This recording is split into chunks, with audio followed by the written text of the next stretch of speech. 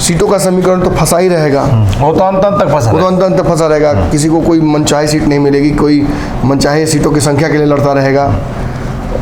आपने देखा कि दोनों दल जो लोजपा है बिहार में, दोनों दावा कर रहे हैं कि हाजीपुर उनके पास हो गया है जी। आज 25 तारीख है, अगले और यहाँ से 25 तारीख अगला जो आएगा 1 महीने बाद, उसमें मुकेश सहनी को फैसला कर लेना है। लेकिन ये ऊंट किस तरफ बैठेगा जी, ये पूर्व संभावित हो चुका है। चिराग पासवान को लेकर अब हाजीपुर की सीट के लिए विवाद नहीं है। नीतीश पर हमला करते हैं। देखिए आज भी हमारी बात हुई, साफ तौर पर आप उस इंटरव्यू में भी देख सकते हैं। उनका कहना है कि जिस गठबंधन में मुख्यमंत्री नीतीश कुमार जाएंगे वहां उसमें नहीं जाएंगे।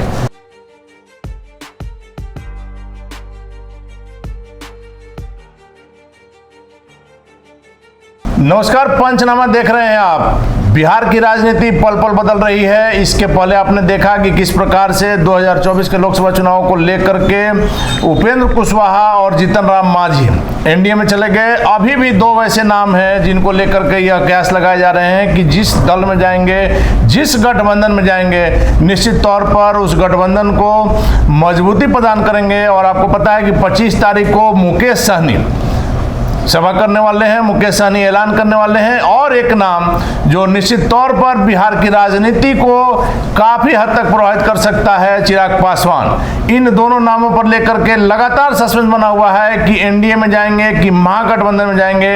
आज हम इसी मुद्दे पर चर्चा करेंगे। नमन जी, दोनों ऐसा नाम कि अगर जिस गठबंधन में जाएंगे निश्चित तौर पर उसमें मजबूती मिलेगी। 20% वोट दोनों मिला के हैं जी। 20% वोट तो बहुत बड़ा होता है। और बिहार जैसे राज्य में जहां पहले ही एक बहुत बड़ा जातीय समीकरण बना हुआ है, MY, जिसे A to Z तक ले जाने की बात करते हैं तेजस्वी यादव, उसके समक्ष ये बहुत प्रभावी गठबंधन हो सकता है, वोट बैंक हो सकता है। तो इसे अपने पाले में करने के लिए भाजपा बहुत प्रयासरत रहनी चाहिए। पर्दे के पीछे क्या चल रहा है? देखिए, पर्दे के पीछे ये चल रहा है कि बिहार में शक्ति प्रदर्शन जो हुआ है विपक्षी का, उसको लेकर भाजपा ने एक मन बना लिया है कि अब ज़्यादा देर करने से कोई फ़ायदा नहीं है। जो आ रहे हैं उन्हें तुरंत हुंडा हुंडी एकदम हिसाब किताब करके उनको बुला लिया जाए। सीटों का समीकरण तो फंसा ही रहेगा, वो तो अंत तक फंसा रहेगा। किसी को कोई मनचाहे सीट नहीं मिलेगी, कोई मनचाहे सीटों की संख्या के लिए लड़ता रहेगा। आपने देखा कि दोनों दल जो लोजपा है बिहार में, दोनों दावा कर रहे हैं कि हाजीपुर उनके पास हो गया है। चिराग पासवान दावा कर रहे हैं कि उनके साथ है। पशुपति पारस कह रहे हैं कि उनको छुट्टी गो हेड मिल गया, जाइए अपना रेडी रहिए, आप जाकर वहाँ तैयारी कीजिए। लेकिन ये हम दोनों समझते हैं इस बात को कि ये सीटों का नेगोशिएशन ये दबाव डालने के लिए हो रहा है। सच पूछिए तो इस सीट पर अब चिराग पासवान का दावा हो गया है, हाजीपुर में हो चुका है। बड़ा मुश्किल होगा इस सीट को अब प्रोक्योर कर पाना दोबारा अपने लिए, पशुपति पारस के लिए। और मुझे जहाँ तक लगता है, आप भी मुझे लगता है इत्तेफाक इस बात से जरूर रखिएगा कि शायद पशुपति पारस ये सीट पे चुनाव लड़ना दोबारा चाहे बिना, ऑल टुगेदर चुनाव ही नहीं लड़ना चाहे, ऐसी उनकी मंशा। लेकिन पशुपति पारस तो एकदम मूड बनाए हुए हैं। आप देखिए, कल जो मणिपुर हिंसा को लेकर के गृह मंत्री ने बैठक बुलाई थी, उसमें भी लगातार उनके नेता लोग फोन कर रहे थे हम लोग को कि इस खबर को चलाया जाए कि देखिए किस तरह से नजदीकी बढ़ी है पशुपति पारस की प्रधानमंत्री। तो हम ये कहाँ कह रहे हैं कि नजदीकियाँ उनकी कम है, हम ये भी कहाँ कह रहे हैं कि नजदीकियाँ आगे भी कम होंगी। हो सकता है कि और नज़दीक बिठा लें। लेकिन आज भी हमारी बात हुई, उन्होंने कहा साफ तौर पर कि हमको वहाँ से निर्देश मिल गया है कि आप जाकर के हाजीपुर में तैयारी। ये बात लगातार दावा किया जा रहा है वहाँ से। लेकिन ये ऊँट किस तरफ बैठेगा जी, ये पूर्व संभावित हो चुका है। चिराग पासवान को लेकर अब हाजीपुर की सीट के लिए विवाद नहीं है, भाजपा और उनके साथ और सीटों को लेकर है। और पेंच 1-2 सीटों को संख्या को लेकर भी बड़ा हुआ है। यह एक बड़ा डेडली कॉम्बिनेशन हो गया है। इसी वजह से ये पूरा 25 तारीख का भी प्रकरण बड़ा अजीब लग रहा है। ये दोनों जाएंगे तो गठबंधन में, लेकिन किस गठबंधन में जाएंगे ये कंफर्म अभी भी सस्पेंस है। और इसका सस्पेंस होने का सबसे बड़ा कारण यही है कि एनडीए हो या महागठबंधन हो, चिराग पासवान को जितनी सीटें मिलेंगी उतनी सीटें मुकेश सहनी भी मांग रहे हैं। उनका सीधा दावा है कि जितनी सीटें चिराग पासवान को मिलेंगी उतनी हमको चाहिए। तो चिराग पासवान तो 6 सीटों का दावा कर रहे हैं। तब आप समझिए कितना मुश्किल हो जाता है मुकेश सहनी के लिए स्थान बना पाना। थोड़ा सा पीछे की ओर चलेंगे। हम लोग जो खबर चलाते हैं कल के डेट में, उसी खबर के पीछे लोग चलते हैं। आपको याद होगा कि हमने यह खबर चलाया था कि जिस प्रकार से यहाँ पर विपक्षी दलों की बैठक हुई थी उसमें दलित समाज की उपेक्षा हुई थी। हमने मायावती का नाम तक लिया था, मांझी जी का नाम। आपने देखा कल अख्तरुल इमाम इन्हीं बातों के साथ मीडिया के सामने। मुझे तो नहीं लगता कि हमारे एक भी बात को उन्होंने छोड़ा और उसके अलावा कुछ बोला। जो बात कुछ दिन पहले चलाया गया था वो बात सिर्फ वही बात एकदम अख्तरुल इमाम ने, अगर आप लाइन मिलाइएगा तो सब लाइन मिल जाएगा। और आज तक इनका इतिहास रहा नहीं है प्रेस कॉन्फ्रेंस करने का। जी और वही मुद्दा था कि दलितों का, मुस्लिमों का जो है इसमें एक और बात है भैया, मतलब ये तो हुआ। एक और बड़ी बात यहाँ जान लेनी है कि दोनों दल, हमने परसों खबर चलाई थी कि एनडीए इस गठबंधन को देखकर देशव्यापी अपना कुनबा बढ़ाने में लग जाएगा, खासतौर पर बिहार में, कि बिहार में ही ना गिरना होगा। और वैसे ही घेरेंगे कि मुसलमानों को नहीं रखा गया इस गठबंधन में, चिराग कहेंगे कि दलितों को नहीं रखा गया, अगर मुकेश सहनी कह देंगे कि नहीं इसमें मलाह समाज का भी नेतृत्व नहीं था कोई करने वाला, तो ये कमज़ोर होगा और भाजपा को फायदा धीरे धीरे मिलना शुरू होगा। सामने वाले की रणनीतियाँ कमज़ोर होंगी तो भाजपा निश्चित तौर पर मजबूत होगी, लेकिन बदले में ये जो दल मांग रहे हैं वो दे पाना संभव नहीं है। देखिए यहाँ गेम का फंस रहा है। पहले हम मुकेश सहनी से शुरू करते हैं। मुकेश सहनी हमारी खबर के बाद से ही लगातार दिल्ली में है। एक और बात जान लीजिए जिसमें अपडेट ये है कि अपने खास नेताओं को भी दिल्ली उन्होंने बुला लिया है। तो आज 25 तारीख है, अगले और यहाँ से 25 तारीख अगला जो आएगा 1 महीने बाद, उसमें मुकेश सहनी को फैसला कर लेना है। 1 महीना का समय है। 1 महीना का समय है और आप अच्छे समझ रहे हैं भैया कि अब समय बहुत बचा नहीं है। हम यहाँ से बस 6 महीने की दूर है चुनाव के, और अगर परिस्थितियाँ बदली तो और पहले चुनाव हो सकता है। तो मुकेश सहनी ने अपने नेताओं को दिल्ली बुला लिया है और उन्होंने सारे करीबी नेताओं को दिल्ली बैठक करके कुछ ना कुछ फैसला कर लेना है, ये तय हो गया है। ऑफर निश्चित तौर पर देखिए, यहाँ से जब मांझी जी गए थे तो आपको याद होगा कि वो ये कह के गए थे कि हम एनडीए से भी मिलेंगे और हम महागठबंधन के नेताओं से भी मिलेंगे, कांग्रेस के नेताओं से। किससे मिले वो नहीं पता, लेकिन अंततः उनकी मुलाकात जब हुई एनडीए के नेताओं से, अमित शाह से, तो वहाँ पे गेम पैक हो गया, वो सीधे एनडीए का हिस्सा बन गया। तो कहीं ना कहीं ये बुला लेना अपने नेताओं को, दिल्ली लगातार प्रवास करना मुकेश सहनी का साबित करता है कि वो कुछ सोच रहे हैं। दूसरा पेच जहाँ फंस रहा है वहाँ मुकेश सहनी का, एक तो उनकी सीट जो यहाँ मुजफ्फरपुर की सीट को मांग कर रहे हैं, इसके बिना तो मानेंगे। वहाँ भाजपा के पहले से सिटिंग सांसद अजय निषाद है और बड़ा उनके साथ उनका 36 का आंकड़ा रहा है। आपको पता होगा खगड़िया की सीट से पिछले बार चुनाव लड़े थे, खगड़िया की सीट भी एनडीए के साथ ही सिटिंग है, हालांकि लगता है कि राजद में जा सकते हैं वो। तो एक और यहाँ आप समझिए कि मतलब आखिर ये सीट दी जाएगी मुकेश सहनी को, ये दोनों में से किसी न किसी पे तो कटेगा ही कटेगा, एनडीए का ही कटना है, चाहे ममोली कैसर हो या अजय निषाद। और ये बड़ा मुश्किल है और यही कहीं ना कहीं इसी वजह से इनका पेच फंसा हुआ है। मुकेश सहनी जो 13 सीट की डिमांड रखे हुए हैं, इस 13 सीट को तो भाजपा देगी नहीं, लेकिन अगर बिहार झारखंड के आसपास के इलाकों में अगर उनको इंटरेस्ट है, क्योंकि आपको याद होना चाहिए कि झारखंड में लगातार बिहार चुनाव के उपचुनाव के बाद लगातार झारखंड में मुकेश सहनी घूमते रहे, हेलीकॉप्टर से उनका दौरा होता रहा। तो वो उत्तर प्रदेश भी चुनाव लड़ना चाहते हैं और झारखंड भी लड़ना चाहते हैं और बिहार तो लड़ेंगे ही। तो कहीं ना कहीं इस नेगोशिएशन में चिराग जितनी सीटें उनको कैसे मिलेंगी, अब संभव नहीं, मिल जाएंगी, है गेम में। कैसे मिल जाएगा? उत्तर प्रदेश में कुछ मिल जाए, नहीं बिहार में तो चिराग पासवान, ये उन्होंने नहीं कहा है कि मुझे बिहार में चाहिए, सब जगह बिहार झारखंड और उत्तर, बड़ा सिंपल शर्त है उनका। देखिए चिराग पासवान तो बिहार से अलग चुनाव लड़ नहीं रहे हैं और उन्होंने कह दिया कि हमें चिराग से ज़्यादा सीटें चाहिए, तो बड़ी आसानी से उनको एडजस्ट, मतलब तीनों राज्यों में मिलाकर। देखिए उत्तर प्रदेश में पिछली बार लड़ने गए थे चुनाव, वहाँ पहले से निषादों की एक पार्टी है, उस पार्टी के साथ भाजपा गठबंधन है, तो स्पेस नहीं बचता था मुकेश सहनी के लिए। तो कहीं ना कहीं वही रास्ता इस बार बनाया जा सकता है। और उत्तर प्रदेश का विधानसभा चुनाव के समय ही तनातनी बढ़ी और सारे विधायक इनके तोड़ दिए गए थे। तो अब इस लोकसभा में मुकेश सहनी को 1-2 सीटें वहाँ मिल सकती हैं। झारखंड निश्चित तौर पर भाजपा मजबूती से लड़ना चाहेगी, लेकिन झारखंड में गुंजाइश है, झारखंड में आदिवासी समाज, पिछड़ा समाज, वो मछुआरा समाज, उसको वहाँ मौका मिल सकता है, खासतौर पर बिहार और जो उत्तर प्रदेश के बॉर्डर हैं, झारखंड के बॉर्डर हैं। झारखंड में सीटों की संख्या कम है, इसलिए तो झारखंड में सीटों की संख्या कम है और एडजस्ट किया जा सकता है। मतलब भाजपा झारखंड को लेकर आपको बहुत संजीदा कभी लगी नहीं है, आप देख लीजिएगा। और हाँ, तो मुकेश सहनी का यही पेच फंसा हुआ है और ये जिस तरीके से हमने समझाया, जैसे हम गए समझाते हुए, वैसे ही वापस आया सकता है सुलझाते हुए इस समस्या को। अगर आप मुकेश सहनी को चिराग से ज़्यादा सीटें देना चाहते हैं तो आप आसपास के इलाकों में दे सकते हैं जी। आप मुजफ्फरपुर अगर बात कर रहे हैं खगड़िया की, तो खगड़िया सीट बड़ा ऑटो रिजॉल्व हो रहा है वहाँ का इशू। वहाँ के सांसद हो सकता है कि वो अपने आप स्विच करने की तैयारी में है, आरजेडी में जाए, या चिराग तो कर देंगे नहीं, टिकट ये तो तय है। तो ऐसी स्थिति में आप समझ रहे हैं वहाँ भी वो रिजॉल्व हो रहा है, खगड़िया उनको मिल सकता है। तो मुजफ्फरपुर वाली सीट पर भी एक खबर मुझे आई थी, बहुत छनती हुई खबरें आई थी दिल्ली से, कि जो केंद्रीय टीम है आरएसएस और भाजपा की, जो आरएसएस के लोग भाजपा में मुख्य पदों पर रहते हैं जी, उसी एक पद पर बीएल संतोष है।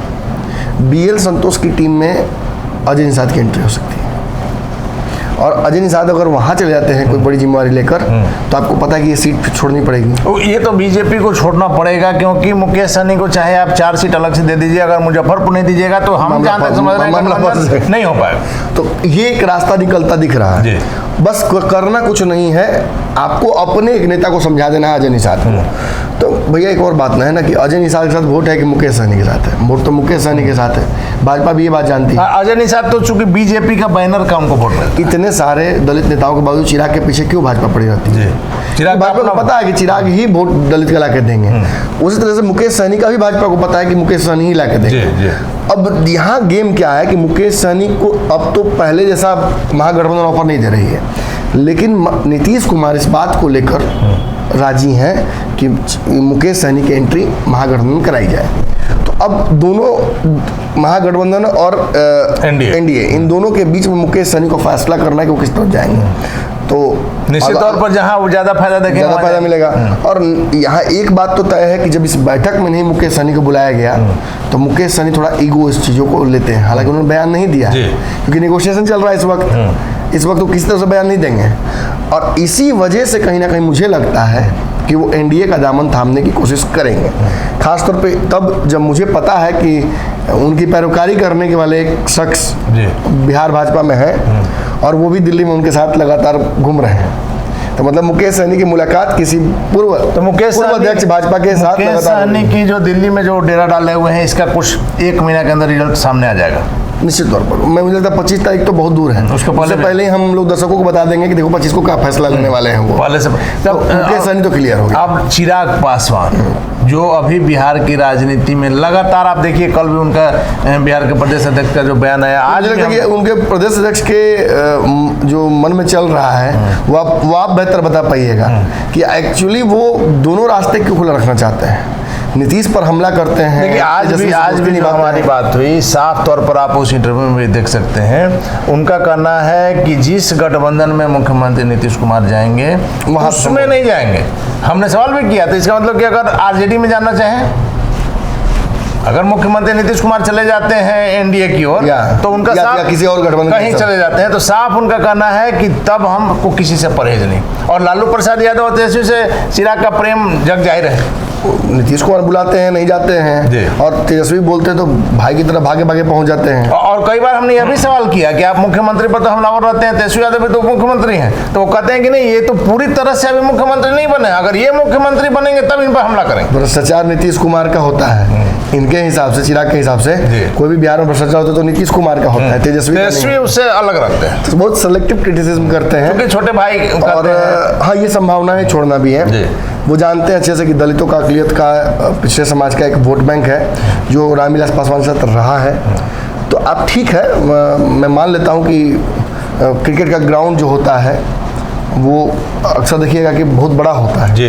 दर्शकों के बैठने की जगह भी तो होनी चाहिए। रस्सी एक जगह लगा के उसको इतना हरियर छोड़ दिया जाता है और जगह कहीं मैंने बढ़ाना पड़े तो एडजस्ट हो जाए। तो वही कहीं ना कहीं है। चिराग पासवान अपने हिसाब से एक नेसेसरी स्पेस रखना चाहते हैं जिसमें एकोमोडेट हो सके वो, और ये स्पेस उन्होंने दोनों जगह बना लिया है। ये एक खास बात है। तो जितना हम चिराग पासवान को हम नहीं समझते, हम कैसे समझेंगे, हम तो जानते हैं कि वो बहुत चालाक हो गए हैं। कुछ लोग समझते हैं, बिहार के बहुत पुराने पत्रकार हैं, मैंने देखा उनको चिराग पासवान को लेकर, मैं तो नाम नहीं ले सकता हूँ यहाँ, लेकिन दर्शक समझ रहे मैं किसकी बात कर रहा हूँ। बहुत चिराग पासवान को लेकर जहर उन्होंने उगला। फिर एक बात मैं बताता हूँ आपको, एक पत्रकार थे, नीतीश कुमार के बड़े करीब हो गए थे, अक्सर कहा जाता है सूरज के साथ सटना नहीं चाहिए, जल जाता है। वो सटे, जिंदगी तो बच गई लेकिन पत्रकारिता उनकी जल गई। आज वो सैलरी पर बिहार सरकार के काम करते हैं।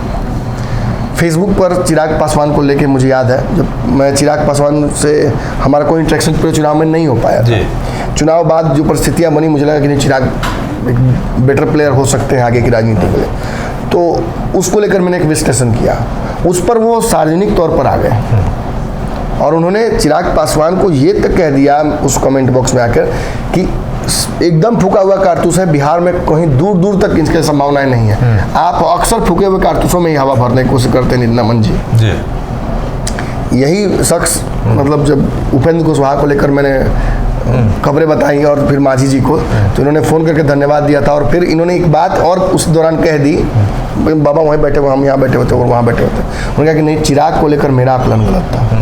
चिराग बहुत समझदार हो गए हैं और भैया चिराग की समझदारी इसी बात से आकलन आप कर सकते हैं कि ये अकेले दल हैं बिहार में जो एनडीए और महागठबंधन दोनों के ऑप्शंस पे खेल सकते हैं जब चाहे। आज चिराग अगर तय कर ले तो कल सुबह में, रात में, आज रात में ही अमित शाह 9 बजे, 10 बजे, 11 बजे प्रेस कॉन्फ्रेंस करके घोषणा कर सकते हैं कि हमारे साथ चिराग आ गए हैं, सीटें तय हो गई हैं। अगर ये तय कर ले कि इनको नीतीश कुमार से कोई दिक्कत नहीं है तो आज महागठबंधन, हालांकि नीतीश कुमार से इनसे कोई दिक्कत नहीं रह गई है, ये बात जान लीजिए, क्योंकि किसी त्यागी ने भी कह दिया और उस सभा में नीतीश कुमार को उठकर उनके पास जाना या उनको बुलाना अपने पास, ये भी स्थापित करता है कि नीतीश कुमार ने जो उठा उनका। लेकिन चिराग को है, चिराग को चूंकि इतना ज्यादा चिराग आग उगले हैं नीतीश कुमार के खिलाफ कि निश्चित तौर पर मुझे लगता है कि चिराग पासवान बहुत स्मार्ट खेल रहे हैं। फिल्मों से आए हैं, मौसम वैज्ञानिक के बेटे हैं और फिल्मों से आए हैं, तो his playing by the rules. वो एक नैरेटिव पकड़ कर खेल रहे हैं जी। फिल्मों में अक्सर आप देखिएगा जो हीरो होता है, जो मेल प्रोटैगनिस्ट, वो क्या करता है, वो कॉम्प्रोमाइज नहीं करता है। वो कहेगा कि भाई तेरी तो बहुत समस्या में, ले 5,000 अपने भाई बाप का इलाज करा ले। वो नहीं भाई, खून बेच लूँगा लेकिन इलाज नहीं कराऊंगा तेरे पैसे पे, आज भी फेंके हुए पैसे नहीं उठाता हूँ, एंग्री यंग मैन। ये चिराग पासवान ने बिहार को लेकर एक नैरेटिव सेट कर लिया है। आप भी जानते हैं, मैं भी जानता हूँ कि चिराग ऐसे नहीं है। चिराग अंदर से काफ़ी लिबरल हैं, काफ़ी समावेशी हैं, लेकिन जब वो नीतीश को लेकर बात करते हैं या जब वो अपने चचा को लेकर बात करते हैं तो वो उस गुस्से को अपने फेवर में चैनलाइज करना चाहते हैं। नीतीश की एंटी इनकम्बेंसी को वो अपने पक्ष में करना चाहते हैं। वो चचा ने जो बयान दे दिया है उनकी मां को लेकर, उसको लेकर नाखून कटाकर शहीद होना चाहते हैं। तो वो आप समझिए कि कितना कनिंगनेस है, ये राजनीति में कनिंगनेस इसको कह सकते हैं। चचा के मामले में भावनात्मक जो है वो चिराग पासवान चचा को शहीद करके और उसके विक्टिम बनकर राजनीति बिहार में आगे बढ़ाना चाहते हैं। वो जानते हैं कि नीतीश कुमार के साथ जिस दिन वो कॉम्प्रोमाइज़ कर लेंगे, एक बड़ा सवर्णों का है उनके पीछे जो है ना घूमने का, सवर्णों का या और भी समाज का, दलित आप उनका काफिला जब देखिएगा तो समझ में आता है। वो बिदक जाएगा। वो बिदक इसलिए जाएगा क्योंकि उसे लगे अरे चिराग तो कॉम्प्रोमाइज़ करने लगा, चिराग तो नीतीश के साथ चला गया। और आप अच्छे जानते हैं कि बिहार में नीतीश कुमार के खिलाफ जितनी इनकम्बेंसी है उससे कहीं ज़्यादा सवर्णों में उनके खिलाफ इनकम्बेंसी है। और आप उन्हीं के पार्टी के, ज़्यादा दूर मत जाइए, मैं एक नाम लूँगा, आप हंस दीजिएगा, अरुण कुमार। यदि चिराग आज अगर तय कर ले कि उनकी तो एक दूसरी खबर आएगी तुरंत एक दूसरी खबर आएगी कि अरुण कुमार ने चिराग पासवान का साथ छोड़ दिया। तो मतलब आप समझ रहे कितना आसान है। और आप ये भी जान रहे हैं कि केवल अरुण कुमार ही नहीं, कई ऐसे नाम वो तो सामने होंगे, चेहरे पीछे कई होंगे जो नीतीश के साथ चिराग का पैचअप होता देखकर ऐसे सीधा निकल जाए, ऐसे पलट जाएंगे। तो कहीं ना कहीं इनके लिए मुश्किल है वर्तमान महागठबंधन के स्वरूप के साथ तालमेल कर पाना या कुछ समझौता कर पाना। लेकिन आप भी जानते हैं, मैं भी जानता हूं कि ये महागठबंधन इस स्वरूप में रहेगा नहीं चुनाव तक। बिहार में तीसरा मोर्चा बनना एकदम तय है और वो तीसरा मोर्चा अगर इतना नीतीश विहीन या प्रभावी इतना हो जाए तो चिराग पासवान उसका हिस्सा। और इस तीसरे मोर्चे की खबर भी हम लोग कई दिन पहले चला चुके हैं और कई नेताओं से जब राय लिया तो उनका साफ तौर पर कहना है कि बिहार विधानसभा में तो ये बहुत ज़्यादा प्रभावी होगा और एनडीए को तो फिर स्थिति खराब हो जाएगी। तो हमने तो एक नया समीकरण ही बता दिया, अब नेताओं को करना है। लेकिन नमन जी एक चीज और है, चिराग, आपने जैसे ही कहा कि महागठबंधन का यह स्वरूप नहीं रहेगा, चिराग पासवान इसको बेहतर समझ, हाँ वो समझ रहे हैं। इसी से मेरा आकलन है कि अगर 6 सीटें मांग रहे हैं, एनडीए अगर इनको 5 भी दे और महागठबंधन 6 भी दे, तो फिर भी चिराग पासवान एनडीए के साथ जाएंगे।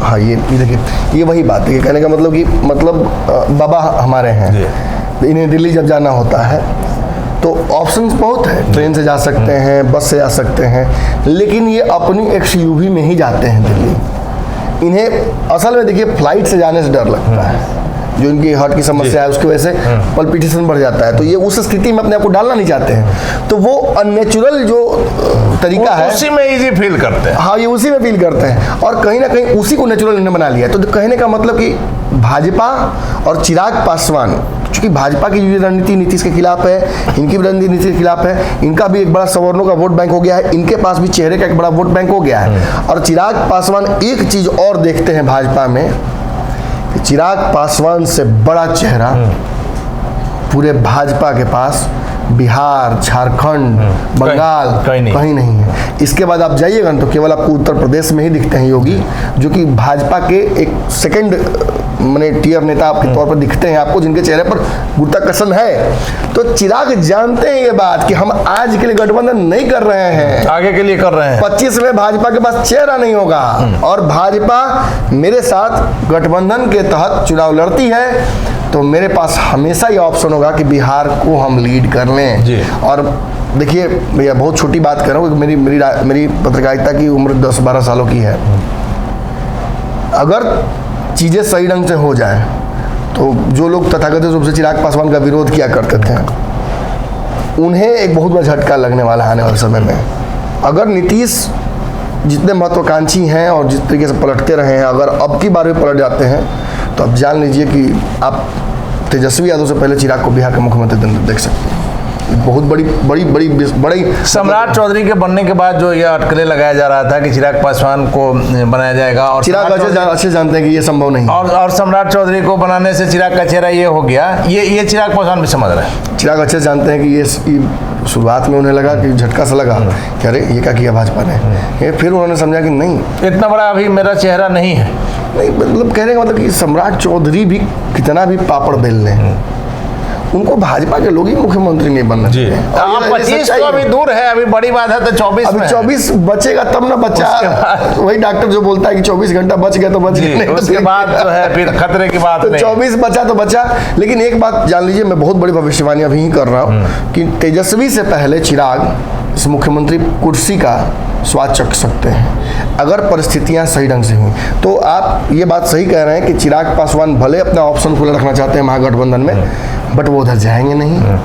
एनडीए में एक दल बढ़ना लगभग तय है, दूसरा दल मुकेश सहनी का हो सकता है। उन्हें भी अब महागठबंधन में बहुत इंटरेस्ट रह नहीं गया है। मुकेश सहनी का मेंटल साइकी आज के डेट में मुझे लगता है, जो मैं पढ़ पा रहा हूँ, वो ये कह रहा है कि नरेंद्र मोदी वापस आ रहा है, इधर उधर हाथ मार, और बिजनेसमैन है तो समय को देखा कहने का मतलब कि चूहा जो होता है ना, तो अगर भागने लगे जहाज पे कहीं एक तरफ, तो समझ लीजिए कि दूसरी तरफ छेद हो गया।